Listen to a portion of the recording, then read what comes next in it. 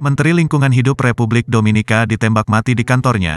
Pelaku teman dekat korban Menteri Lingkungan Hidup dan Sumber Daya Alam Republik Dominika Orlando Jorge Mera, anggota pendiri Partai Revolusioner Modern, dibunuh di kantornya sendiri. Kantor Kepresidenan mengatakan bahwa Jorge ditembak mati di kantornya oleh seorang teman dekat, Senin, tanggal 6 Juni tahun 2022.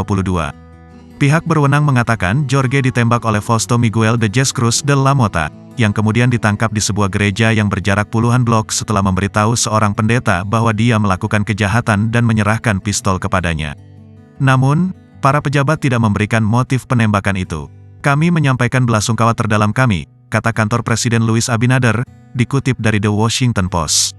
Saat tembakan terdengar Senin pagi, orang-orang di jalan berteriak dan berlindung saat mereka yang melarikan diri dari gedung memanjat pagar tinggi setelah terlebih dahulu melempar dompet, ransel, dan bahkan sepasang sepatu karena gerbang utama gedung terkunci.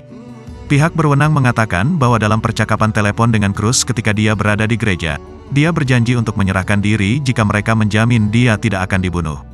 Petugas polisi bersenjata lengkap menahannya di gereja, yang berjarak sekitar 15 menit berkendara dari kantor tempat Jorge ditembak. Ketika dia dibawa keluar, Cruz mengenakan helm dan rompi anti peluru dan sebagian besar menundukkan kepalanya saat kacamata yang dia kenakan sedikit meluncur ke bawah hidungnya. Korban berasal dari keluarga politik yang kuat. Jorge adalah putra mantan Presiden Dominika Salvador Jorge Blanco dan saudara perempuannya adalah wakil menteri dalam pemerintahan Abinader. Putra Jorge adalah seorang anggota parlemen untuk Partai Revolusioner Modern, di mana Jorge adalah salah satu anggota pendirinya. Keluarga mengeluarkan pernyataan yang mengatakan bahwa Cruz telah menjadi teman Jorge sejak kecil dan bahwa Jorge ditembak beberapa kali. Keluarga kami memaafkan orang yang melakukan ini. Salah satu warisan terbesar Orlando adalah tidak menyimpan dendam, katanya.